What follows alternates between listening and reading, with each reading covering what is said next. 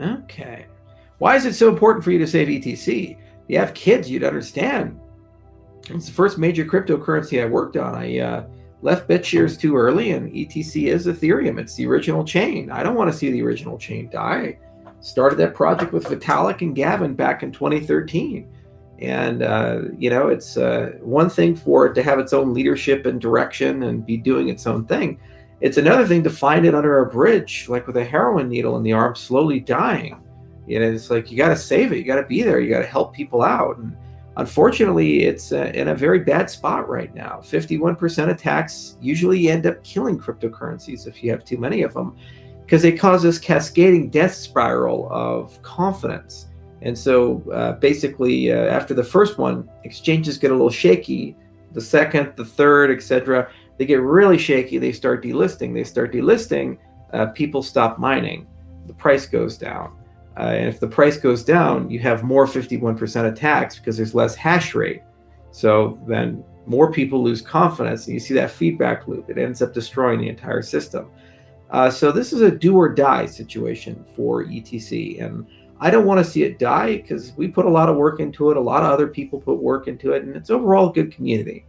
Cardano, the third pillar of a third generation cryptocurrency is interoperability. The whole point of Cardano is it's useful to everybody, not just people, but other ecosystems. For example, we proposed to Litecoin the concept of wrapped Litecoin, so that they could send Litecoin into Cardano and use it as a governance stack. The exact same thing can be done for Ethereum Classic, litany of other options as well. So it's in our best interest to build an internet of blockchains and get lots of different projects to work around. The rules of the game are that if we're going to go work on a different blockchain, it has to have a separate development team from the Cardano team. There's never going to be a case where I reach into that team and pull resources out of it and put it somewhere else. Those people work on Cardano only. And the ETC team has always been independent. They have their own product management, their own project management. They eat, sleep, and breathe ETC all day long. And they write different code. It's Scala. It's not Haskell. It's a totally different way of thinking about things. And they're just different developers. And they have their different timelines and different project management. They have the different software development methodology. They don't use quite formal methods there. We do on the Cardano side. It's still very good code, but it's just a completely different product line. So they're just living on separate sides of the world. But that team, that Mantis team, has always wanted to see that product come to fruition, and they never had a chance to do that, unfortunately. And so it'd be nice to see if we can make that happen.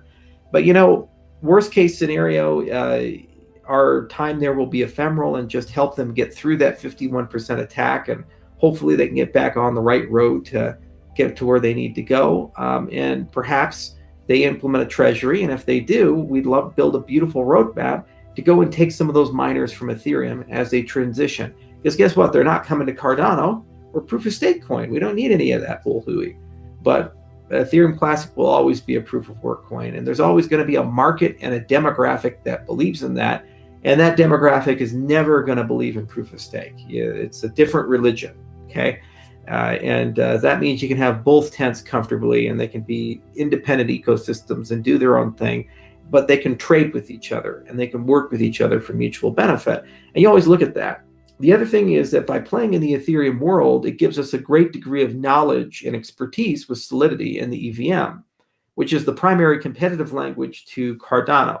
It's almost like Apple developing applications on Windows. It gives them a real good sense of what Microsoft does and how they do it and what that experience is like. So when they go and build an Apple product, they can build it better and more competitive against a Microsoft product. Well, similarly, by working on the EVM and understanding all of its sins, it gives us a really deep understanding of where we need to be better and more competitive for Cardano.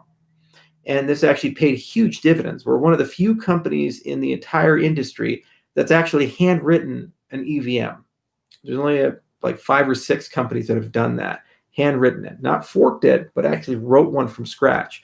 And you can validate that because we wrote it in Scala, and it's the only Scala implementation in the entire industry. So there was no one to copy for that language. So that's why we're there. And I hope it ends up all working out for everybody. It's always a risk with these things. You roll the dice, but I'm an entrepreneur. That's how that works. And at the end of the day, I feel responsible for all these things, and I'd like to have a good outcome for everybody. Okay. So let's see your next question.